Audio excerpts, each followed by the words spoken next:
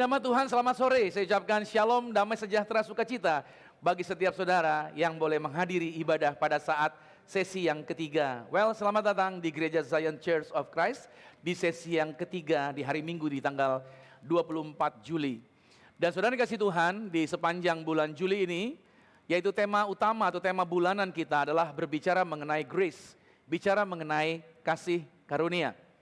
Dan saya berdoa saudara sepanjang bulan ini, saudara benar-benar menangkap, saudara benar-benar mengerti akan kasih karunia yang Tuhan sediakan bagi setiap kita.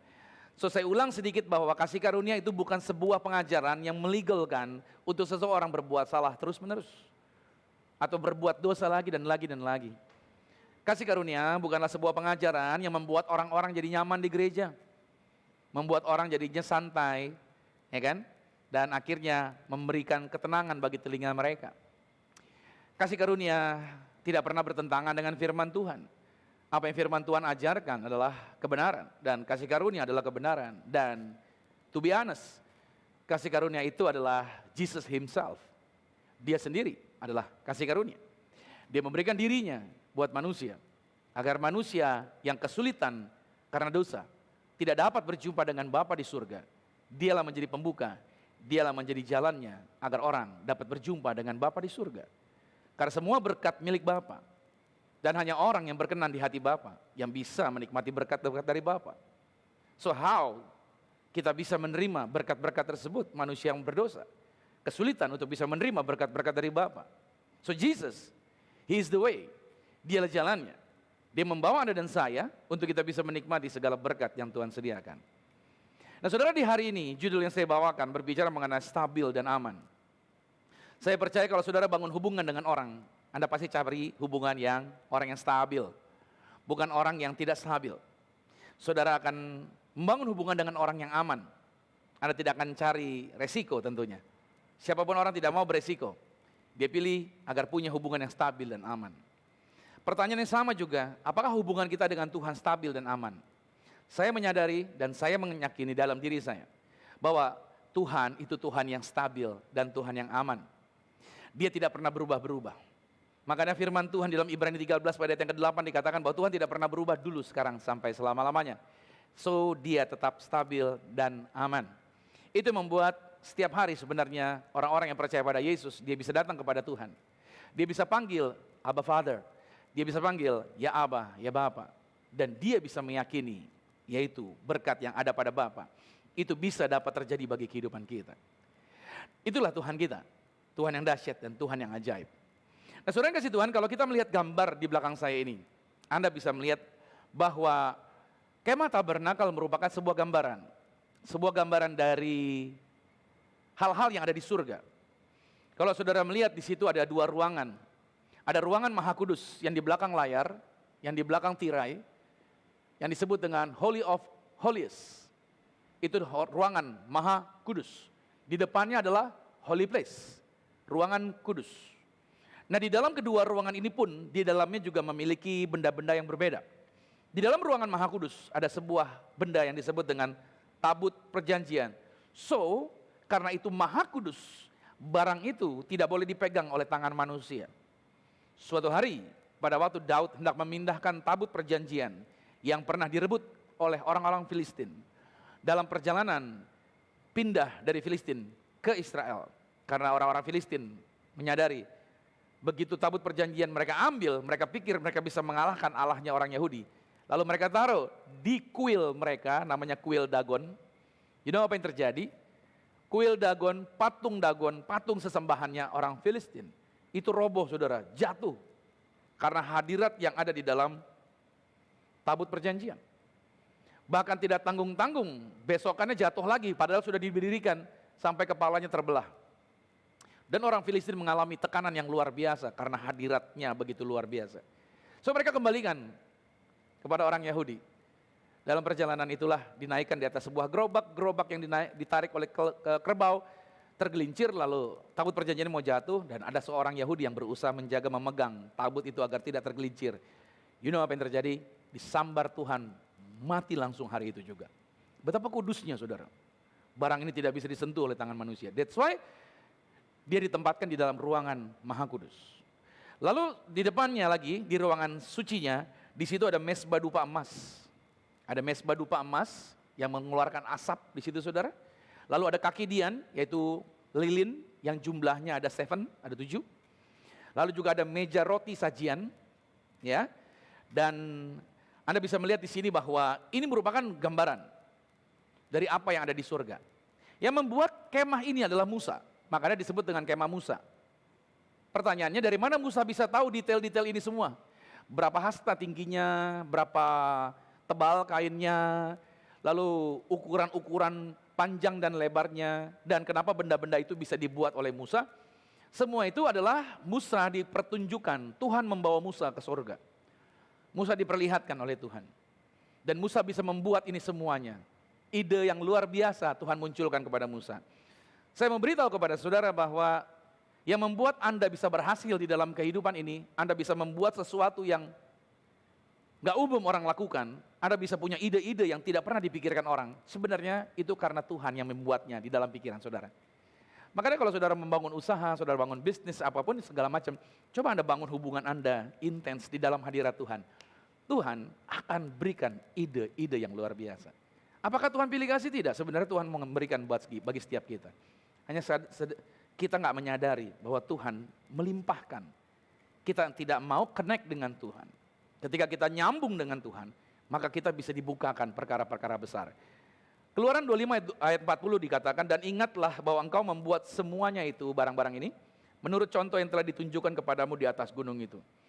Dari sini sebenarnya ini semua merupakan gambaran-gambaran, perwakilan di dunia ini, apa yang ada di surga. Suatu hari nanti kita akan masuk surga, dan kita melihat ini merupakan gambaran perwakilan. Salah satunya adalah yaitu tabir bait suci yang membatasi antara ruangan maha suci dengan ruangan suci, atau ruangan maha kudus dengan ruangan kudus.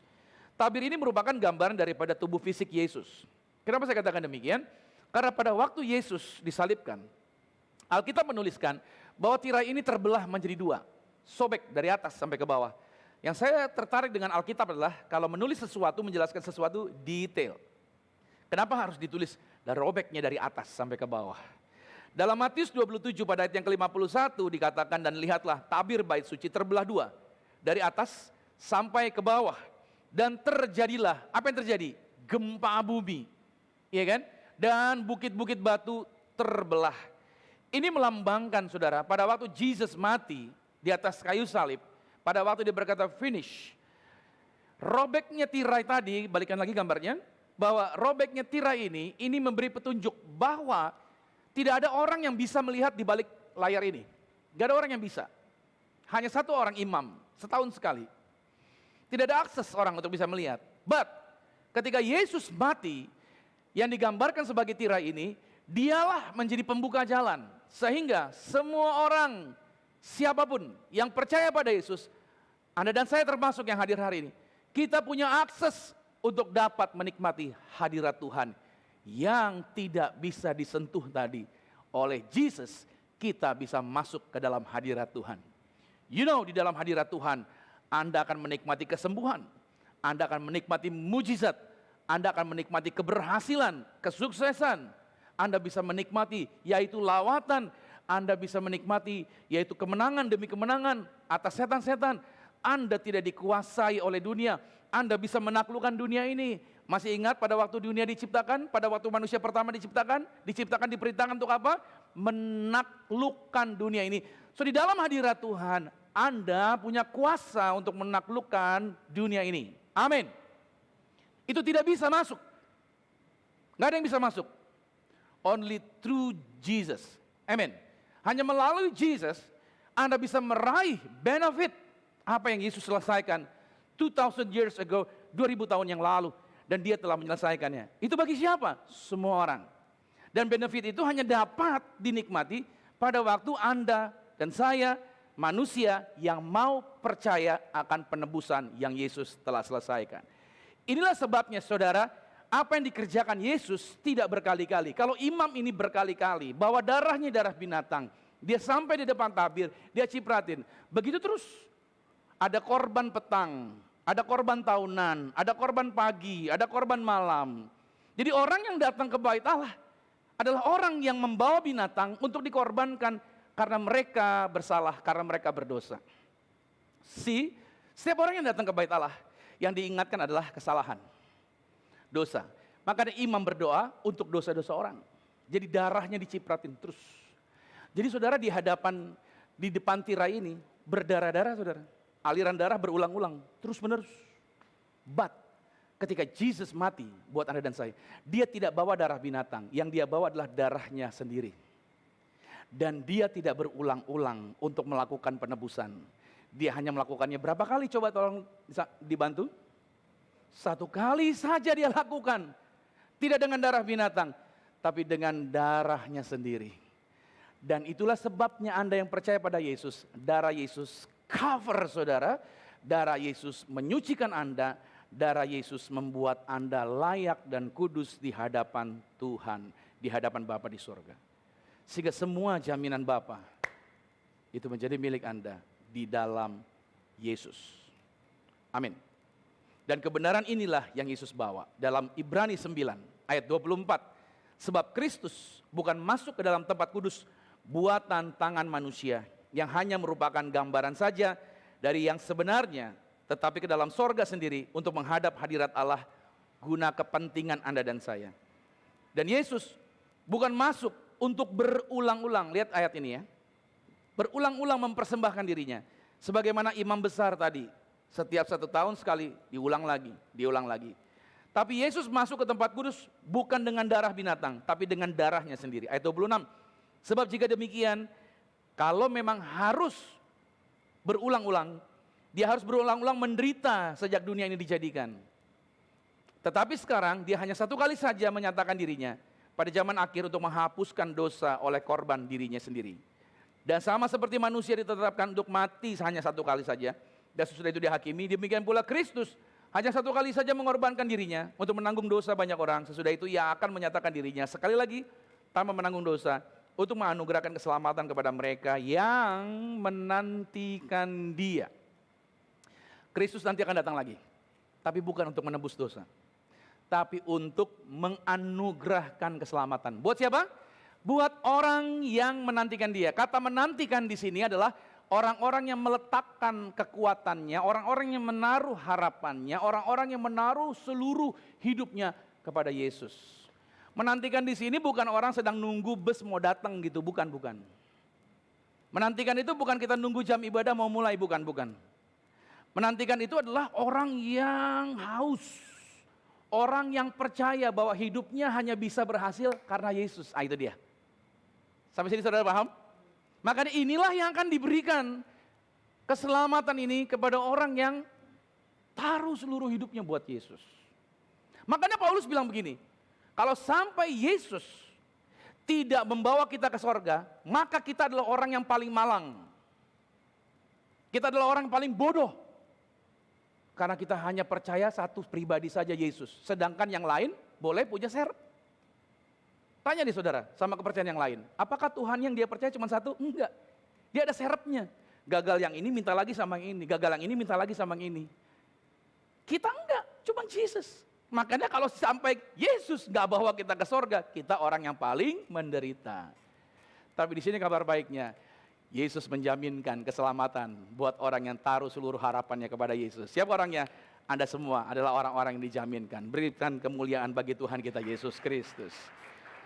Amin saudara. Oleh sebab itu saudara yang kasih Tuhan, kebenaran yang sesungguhnya di hadapan Tuhan bukan berdasarkan apa yang kita buat. Yesus tidak berulang-ulang, tapi cuma 1 kali. Makanya dia telah melakukannya untuk mencakup seluruh dosa dari umat manusia dari sepanjang masa di dunia ini. Dan dia telah memberikan penebusan kekal buat setiap orang yang percaya pada Yesus. Harusnya kita tidak hidup lagi dalam ketakutan. Berapa banyak orang Kristen yang masuk ke gereja masih berpikir, aduh saya berdosa. Bahkan mungkin sebelum datang ke tempat ini, mungkin sempat ribut di jalan tadi. Mungkin sempat kesel sama orang. Mungkin dari rumah tadi, pernah gak sih Anda kalau mau berangkat ke gereja, di rumah tuh bikin kayaknya ada aja neraka terjadi di rumah saudara. Mau berangkat ke gereja ada setan nih di rumah saya, setan nih gitu. Anda pernah ngomong begitu enggak? Ya, seringkali Anda menyesal sampai di gereja. Aduh, tadi saya sempat marah di rumah. Aduh Tuhan, ampuni saya. Berapa banyak orang Kristen seperti model perjanjian lama, ketika datang ke bait Allah, yang dia ingat kesalahan dia. Hari ini saya mau rubah paradigma Anda, agar Anda paham. Yang Anda ingat, yang Anda pahami hari ini adalah sampai selama-lamanya, Anda orang yang dikasihi Tuhan. 1 Yohanes 3:20 berkata, sebab jika kita dituduh olehnya, oleh hati nurani, oleh kesalahan yang kita buat, Allah adalah lebih besar daripada hati kita, serta mengetahui segala sesuatu. Jadi artinya kalau saudara merasa bersalah, itu bukan karena Allah sedang mengejar dosa-dosa Anda. Kamu harus minta ampun. Kamu harus bertobat. Kamu telah melakukan kesalahan. Enggak, Tuhan enggak pernah ngejar Anda begitu. Ingat baik, Tuhan tidak menghakimi perbuatan Anda. Yang menghakimi Anda adalah siapa? Agama Anda. Agama menghakimi Anda. Untuk Anda harus hidup benar dulu, baru Anda diberkati di hadapan Tuhan. Suatu saya lahir baru, saya senang semangat lahir baru. Suatu hari saudara di rumah ada acara, keluarga saya menawarkan saya, ayo dong minum alkohol nih gitu. Nih ada minuman nih, saya holy, tubuh saya kudus. Saya bilang enggak, saya tidak minum gituan lagi gitu, saya tidak mau menjamahnya. Wah dipaksa saudara, ayo dong, dikit aja segala macam gitu. Akhirnya karena gak enak saya cicipin sedikit. Tahu nggak abis saya mencicipi itu, apa yang terjadi? Hati saya menuduh saya. Aduh saya menyesal, saya telah jadi cemar nih. Saya masuk kamar, saya berdoa dan saya katakan, Tuhan ampuni saya telah minum alkohol. Padahal cuma nyicip doang sih, tapi Tuhan ampuni saya. Saya berdoa seolah-olah saya takut murka Tuhan datang melabrak saya. Jadi saya minta ampun gitu saudara. Berapa banyak model orang Kristen model seperti ini.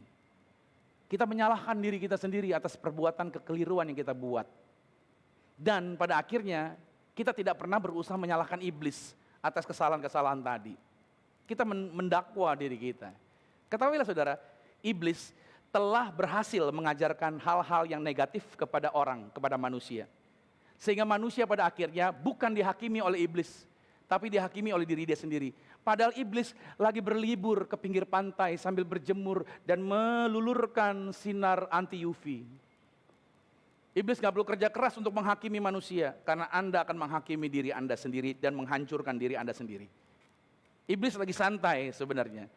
Hari ini saya mau katakan buat saudara, Tuhan sudah menyelesaikan semua dosa Anda melalui kematian, melalui penguburan, melalui kebangkitan Yesus Kristus, itu semuanya sudah selesai. Kapan Bapa menyelesaikan semua dosa? 2000 tahun yang lalu. Di mana? Di atas kayu salib. Yesus sudah menyelesaikan semuanya. Makanya saya mau katakan buat saudara, minggu lalu saya khotbahkan bahwa dosa bukanlah sebuah persoalan lagi di hadapan Bapa. Kenapa? Karena dosa seluruh umat manusia sudah dihapuskan. Amin. Jadi di hadapan Bapa, orang masuk neraka bukan karena dosa pribadinya. Tapi apa? Orang masuk neraka karena dia menolak penebusan yang telah Yesus lakukan bagi hidup dia. Jadi bukan karena perbuatan salah Anda makanya, oh Tuhan akan kurang sayang sama saudara. Bukan karena Anda tadi yaitu kesini berbuat sesuatu yang salah, Tuhan kurang akhirnya memberkati Anda. Tidak. Tuhan sudah menyelesaikan itu 2000 tahun yang lalu kesalahan-kesalahan tadi. Sekarang Anda dan saya yang percaya penebusan Yesus, Anda kapanpun juga stabil dan aman di hadapan Bapa. Amin. Tuhan selalu mengasihi Anda. Lantas ada orang yang mungkin curiga dan berkata begini, pendeta, pastor, apakah Anda sedang mengatakan bahwa saya tidak perlu bertobat dari kesalahan, dari dosa yang saya lakukan? No, saya tidak mengatakan demikian. Tapi kita perlu mengerti dulu. Kata bertobat artinya apa? Putar balik dan pergi ke arah yang lain. Artinya saya mau katakan buat saudara, yang tadinya saya suka bohong, saya gak mau bohong lagi. Tadi saya berbohong ke sana. Saya bertobat, saya berhenti, saya gak mau bohong lagi. Saya putar balik, saya mulai belajar untuk jujur. Oke, yang tadinya saya, mohon maaf nih, tukang mabok-mabokan, narkoba dan lain sebagainya. Saya berhenti, saya putar balik. Dan saya melakukan hal yang sebaliknya, saya menjaga dengan tubuh yang sehat. Yang tadinya kita bergaul dengan teman-teman yang bikin kacau gitu ya, kita berhenti. Dan kita putar balik, mulai membangun komunitas di dalam komunitas yang rohani. Kita berhenti dari berbuat yang salah dan kita putar balik, itu bertobat saudara. Jadi artinya, yang saudara kasih Tuhan, dosa artinya ketika Anda berbuat terus-menerus dosa, itu akan merugikan diri Anda. Pertanyaan saya sederhana, kenapa kamu bertobat? Apa alasan kamu bertobat? Apa alasan kamu nggak melakukan hal-hal yang salah lagi? Kalau alasan Anda bertobat, tujuannya agar Tuhan semakin mengasihi Anda, agar Tuhan semakin memberkati Anda, ini yang salah. Ini yang keliru. Anda dikasihi Tuhan bukan ketika Anda sudah hidup baik. Anda masih hidup dalam kesalahan, Tuhan sudah mengasihi Anda. Kapan Tuhan mati buat dosa Anda? Yang kencang, kapan? 2000 tahun yang lalu. Anda udah lahir belum 2000 tahun yang lalu? Belum. Anda udah buat dosa belum? Jangankan buat dosa, lahir aja belum, Pastor. Iya, itu kenyataannya. Jadi kalau saudara bertanya sama saya, how come? Bagaimana mungkin dosa yang belum terjadi Tuhan sudah hapuskan? Berarti Anda melewati apa yang Tuhan sudah kerjakan 2000 tahun yang lalu.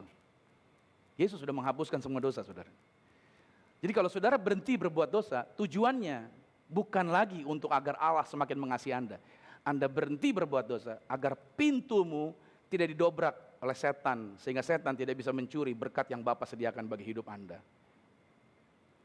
Anda berhenti dari berbuat yang salah, tujuannya untuk apa? Untuk membuat diri Anda umur panjang. Kalau Anda narkoba terus, umurmu pendek, bos.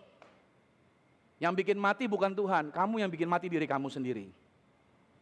Kalau kamu berbuat dosa dan cemar terus-menerus, otakmu rusak, bos. Kalau otakmu rusak, artinya begitu engkau membangun sebuah kegiatan, engkau gagal terus. Bukan karena Tuhan yang bikin gagal, kamu yang bikin gagal terus. Ya kan? Kalau engkau ngerokok terus, di dalam sebatang rokok tidak pernah ada tulisan isinya vitamin A, vitamin B kompleks, dan vitamin-vitamin yang lain. Sebatang rokok isinya adalah racun. Tidak bijaksana kalau engkau terus merokok, karena rokok itu akan membunuhmu. Wah, itu iklannya ya, padahal udah ditulis ya. Bukan Tuhan yang menghukummu. Artinya, engkau merusak dirimu sendiri pada saat engkau melakukan hal-hal yang cemar tadi. Makanya ketika engkau berhenti melakukan hal-hal yang salah tadi, itu akan mengamankan diri Anda. Saudara, kalau Anda bersalah, lantas Anda, aduh saya berdosa nih, sudah bertobat, aduh saya buat dosa, saya mesti lahir baru lagi. Saudara, tidak seperti itu kekristenan. Bukan Anda ulang lagi dari awal lagi. Yang seringkali ulang dari awal itu kalau ketika kita isi bensin, saudara. Kita mulai dari nol ya Pak, itu. Ikut Tuhan gak gitu, saudara. Ketika Anda bertobat terima Yesus, disitulah Anda terus mengalami kemajuan. Walaupun mungkin Anda masih saja bisa jatuh lagi dalam kesalahan, tapi itu gak putar ulang lagi. Oh, kamu jatuh di dalam kesalahan, di dalam titik tertentu, dalam perjalanan pertobatan. Oh, ulang lagi ya. Dari awal lagi ya, jalan lagi. Salah, ulang lagi. Itu mirip kayak gambar ini saudara, baby. Lahir, terus bertumbuh, udah bisa jalan, gagal, buat salah, ulang lagi dari sini. Lahir baru lagi. Begitu lagi sampai sini, jatuh lagi, balik lagi. Anda nggak maju-maju, nggak ada sebuah pertumbuhan yang dapat dilihat. Halo? Kekristenan tidak seperti itu. Makanya saya suka tertawa sendiri kalau ada orang pengen dibaptis sampai 7 kali. Gue baptis Islam, baptis lagi. Gara-garanya apa? Jatuh Pak, perselingkuhan. Oh iya. Nanti 2 bulan, error lagi, baptis lagi. Sampai nama baptisnya ada 7. Begitu masuk alam roh ketemu Rasul Petrus di pintu kekekalan, Petrus tanya, kok nama kamu udah banyak nih? Kamu makelar kasus ya?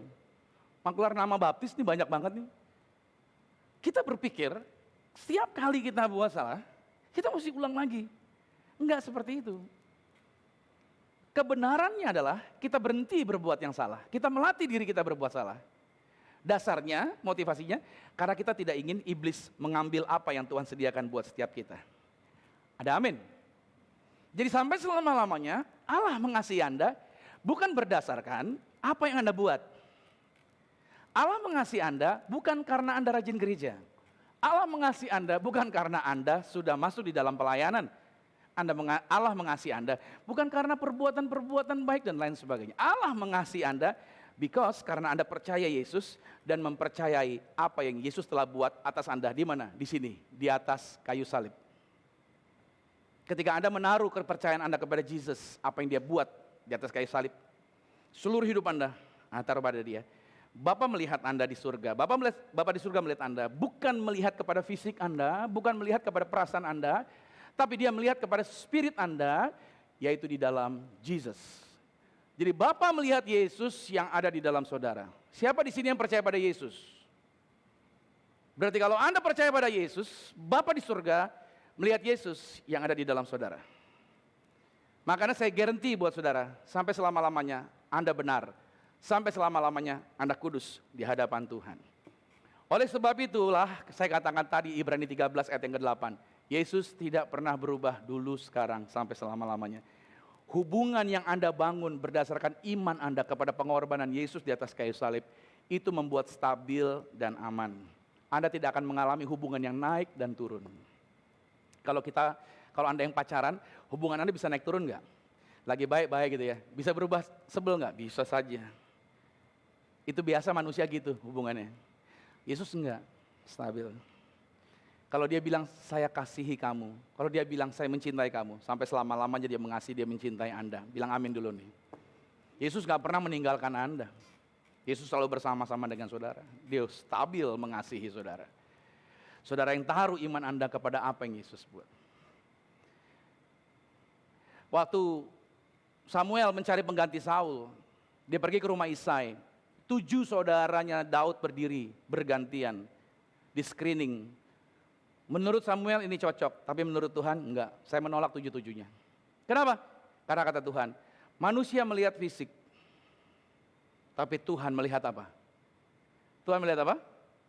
Hati. Tahu nggak maksudnya? Manusia melihat luar, Tuhan nggak melihat daging Anda. Manusia terdiri dari 3, tubuh, jiwa, dan roh. Tuhan nggak melihat perasaan Anda. Perasaanmu lagi galau atau lagi apa? Enggak. Tuhan nggak lihat itu.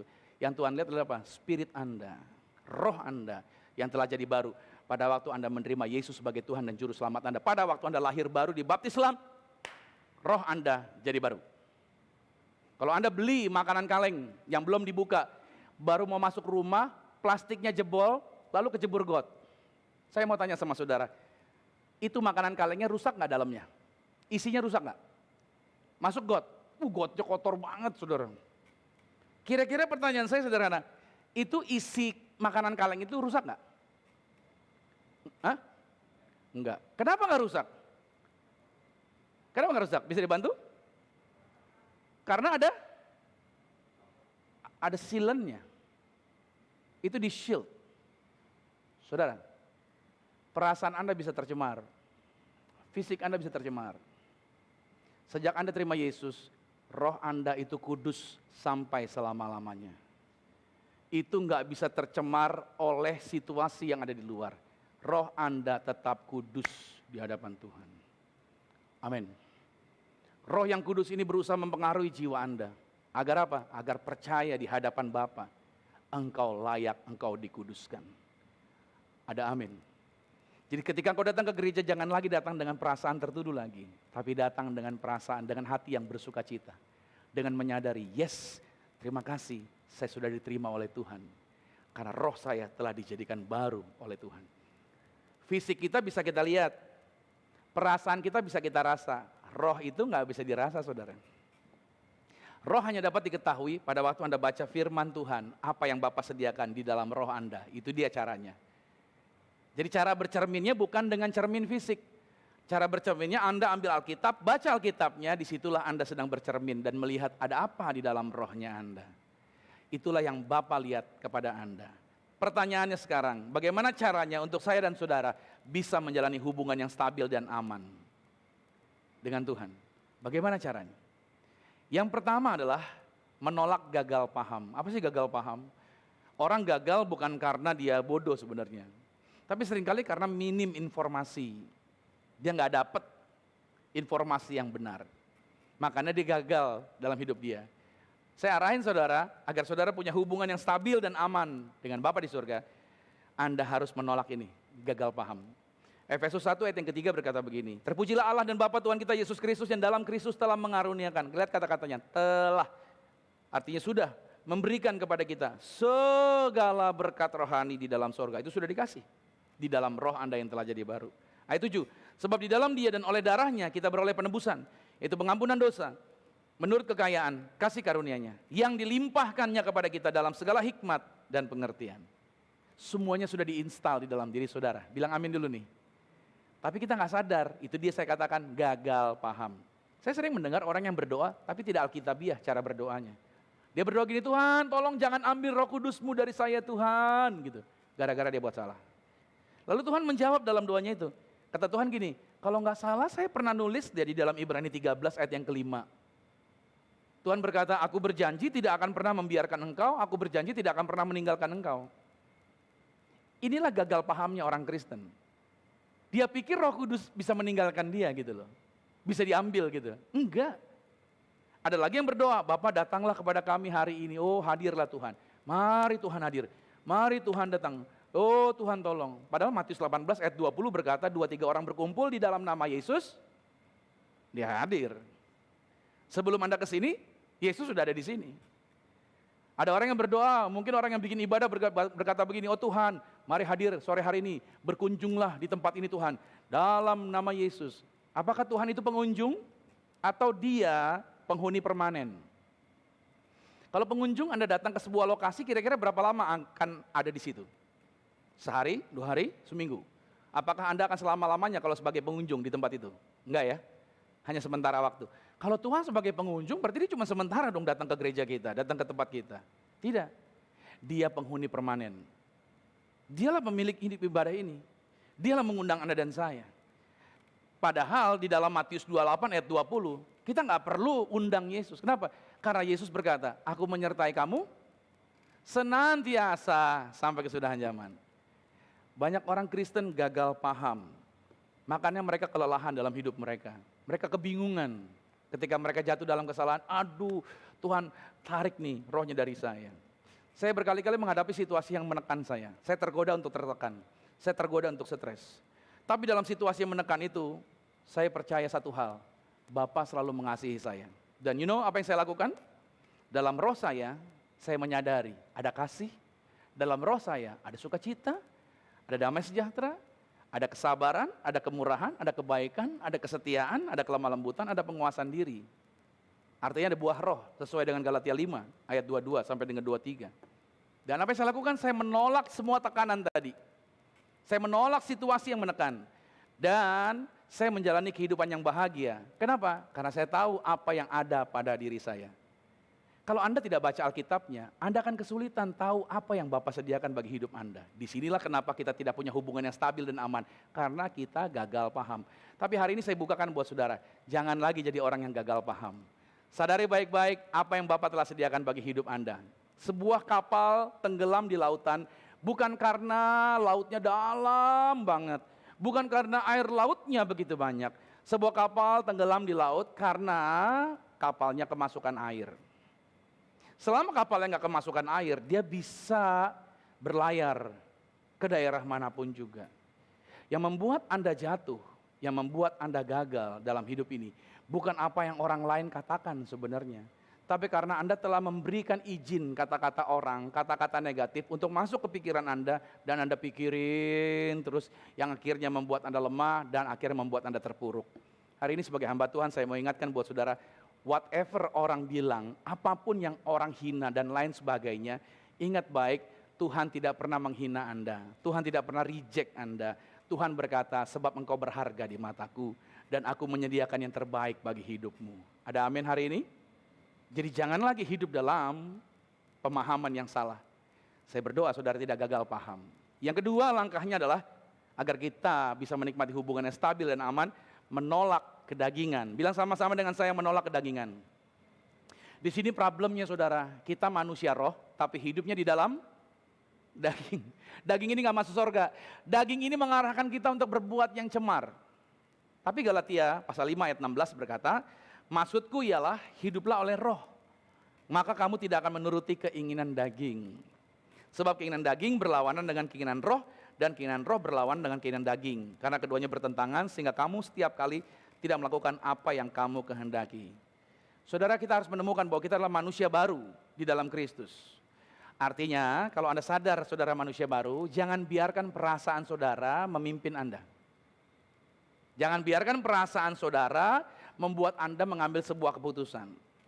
Orang-orang yang tertekan, orang-orang yang kecewa, sebenarnya adalah orang-orang yang masih hidup dalam daging, dalam artian kedagingan. Dia melihat dunia ini secara kacamata jasmani. Dia tidak memberikan pemahaman, dia tidak memahami siapa dirinya di dalam Kristus. Harusnya kita sadari bahwa saya dan saudara adalah orang-orang yang telah diselamatkan oleh pengorbanan Kristus. Anda dan saya adalah manusia baru. Dan kita tidak membiarkan daging membuat kita cemas. Jangan biarkan daging membuat kita ketakutan. Bilang amin dulu nih. Jadi jangan biarkan kita dikendalikan oleh daging. Jadi kalau dokter berkata, penyakitmu tidak bisa sembuh. Dan kamu tinggal tunggu waktu saja, kamu akan meninggal. Anda harusnya salamin dokternya. Terima kasih dokter atas informasinya, gitu. Bahkan cium pipi dokternya, emah, gitu. Kamu luar biasa. Ya kan? Kenapa saya berkatakan demikian? Karena Anda berkata, karena Anda tahu, Anda tidak bergerak dengan daging, Anda tidak kedagingan. Anda akan berkata sama dokternya, dok, saya percaya kesembuhan sudah disediakan Tuhan bagi hidup saya. Lawang Dia yang berfirman, oleh bilur-bilurnya saya disembuhkan. But, kalaupun saya tidak sembuh dan harus mati, firman Tuhan menjaminkan bahwa saya akan mati masuk surga. Beres kan? Semua orang pasti mati kok. Hanya waktunya aja dan caranya yang berbeda-beda. Karena Paulus berkata dalam Filipi 1 ayat 21, karena bagiku hidup saya adalah Kristus. So kalau saya mati ya untung, gitu. Jadi kapanpun saya mati ya masuk surga, beres kok. Jadi artinya apapun situasinya jangan biarkan Anda tertekan. Anda harus pahami, jangan pernah bergerak dengan perasaan. Tapi sadari bahwa hidup Anda adalah orang yang sudah dijadikan manusia baru. Jadi jangan lagi biarkan daging mengendalikan Anda, tapi biarkan roh Tuhan memandu hidup Anda.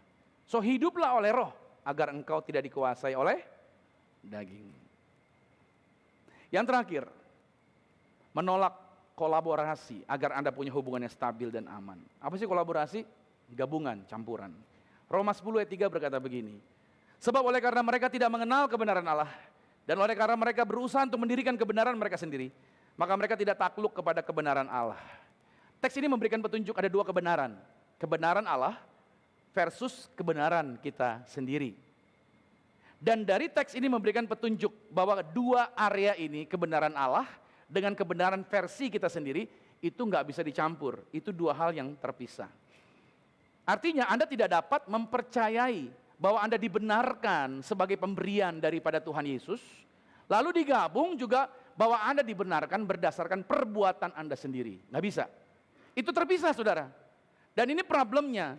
Anda tidak dapat mengandalkan diri Anda sendiri, lalu di saat yang bersamaan Anda juga mengandalkan Tuhan. Nggak bisa. Saya kasih contoh video ini, saudara.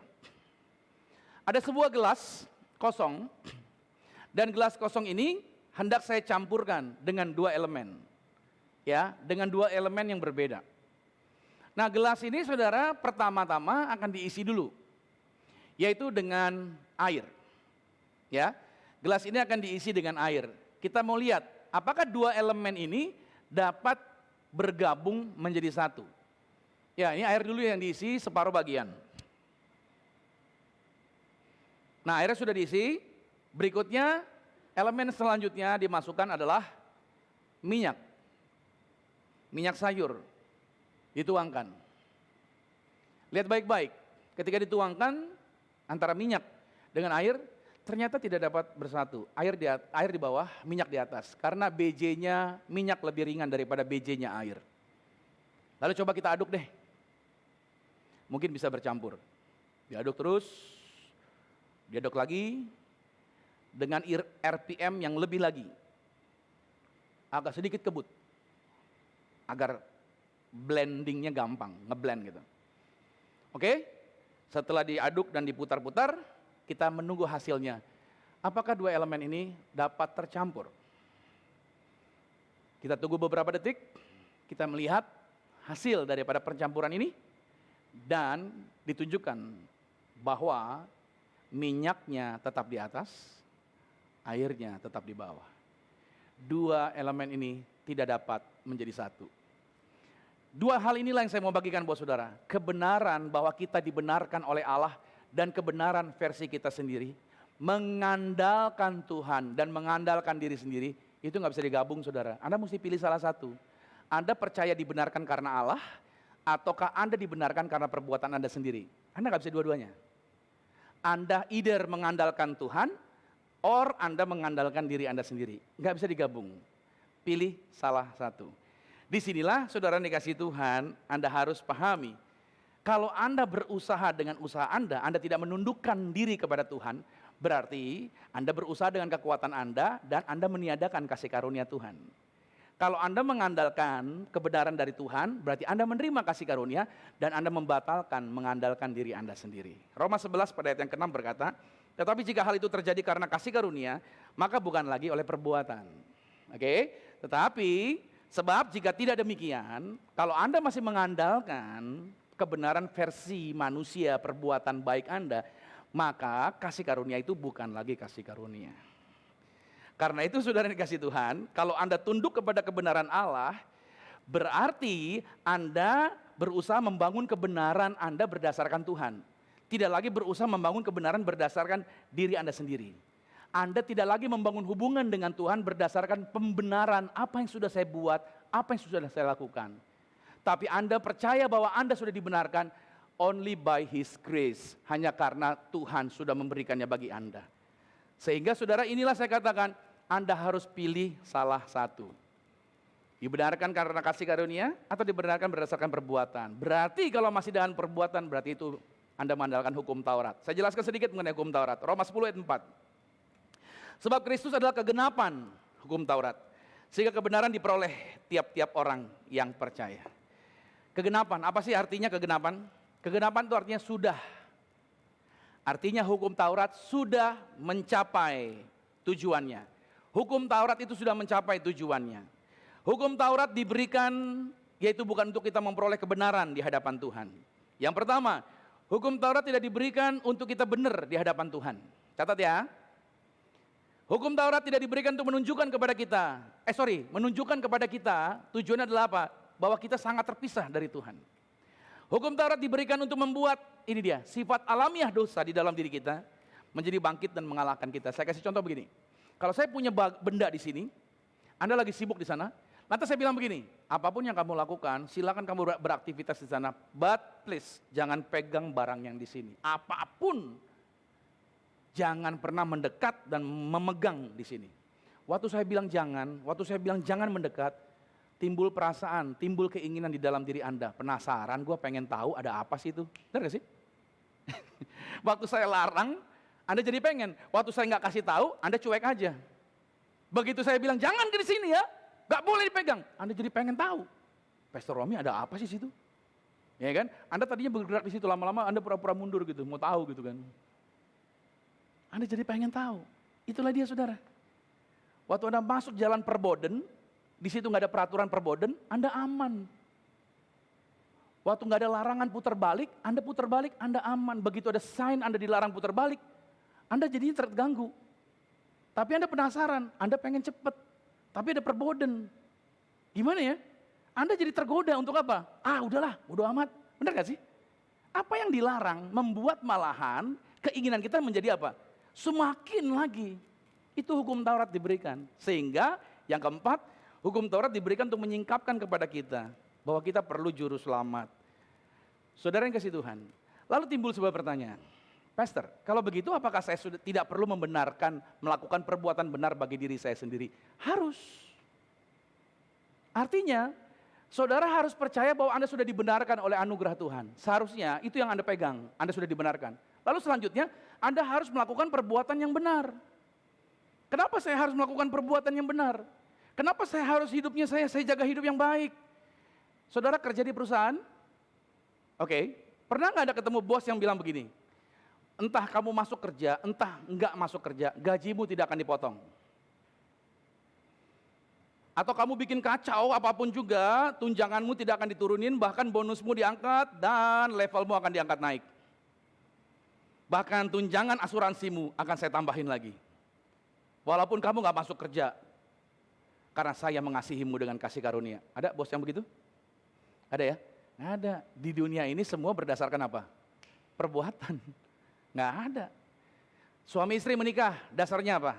Kasih agape, kasih tanpa syarat. Saya tanya sama saudara, emang pasangan Anda mengasihi Anda tanpa syarat? Halo? Kalau Anda buat salah, kira-kira Anda ditegur nggak sama pasangan Anda? Iya kan? Pasangan Anda ngomel nggak? Makanya saya kasih tahu. Kenapa? Karena Anda menikahi tuan dan nyonya yang belum sempurna. Makanya mereka akan menuntut terus untuk Anda berbuat yang benar. That's why saya kasih tahu sama saudara, para pria yang belum menikah.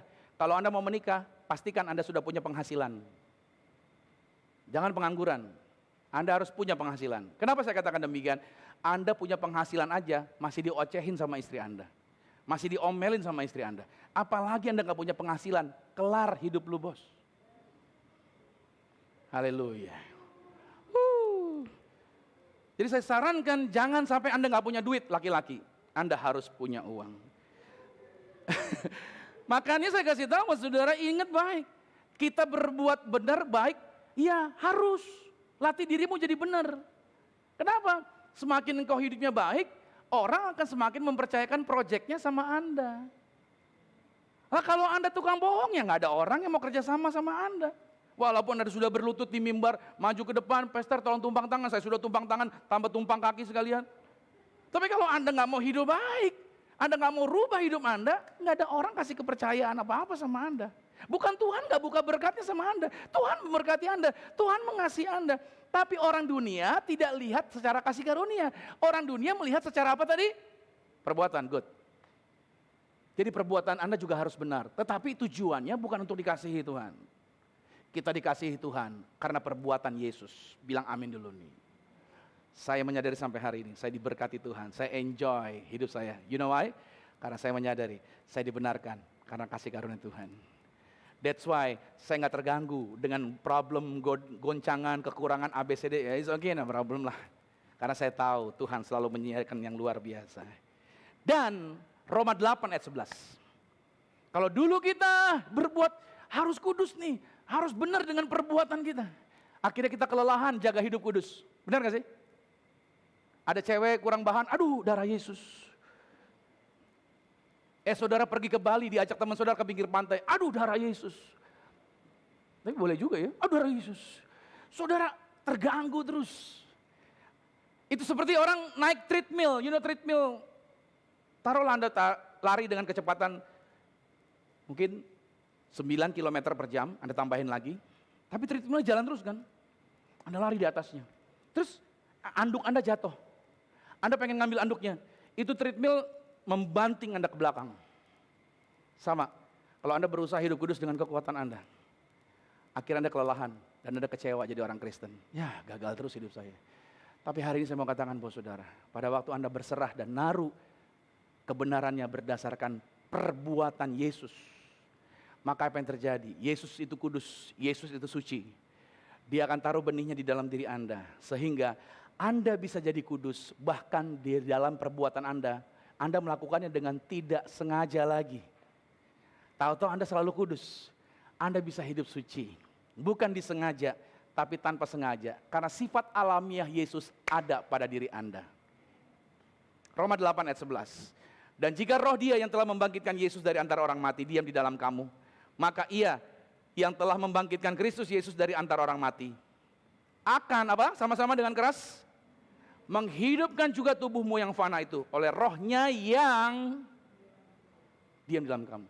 Jadi yang bisa membuat Anda kudus bukan Anda, tapi benih Yesus yang ada di dalam Anda pada saat Anda menaruh hidup Anda pada perbuatan Yesus. Tanpa sengaja Anda bisa kudus. Anda nggak berusaha lagi jadi baik. Otomatis itu terjadi. Anda bisa mengasihi orang, Anda bisa baik sama orang, Anda nggak benci orang, Anda nggak dendam sama orang. Kenapa? Karena Anda sudah lahir baru. Anda taruh hidup Anda pada Yesus sepenuhnya. Anda tidak pernah mengakui ketika orang bilang, wah hebat ya, kamu bisa jaga hidup baik. Anda akan berkata, ya semuanya karena anugerah Tuhan. Benihnya Yesus ada di dalam saya, sehingga saya bisa hidup dalam kebenaran dan kekudusan. Godaan-godaan datang pada Anda, tapi Anda bisa menolak semua godaan. Because of what? Karena benihnya Yesus ada di dalam saudara. Pada waktu Anda taruh hidup Anda pada Yesus. Daging kita akan menggoda kita, tapi benih Yesus menolong Anda untuk menang atas daging Anda sendiri.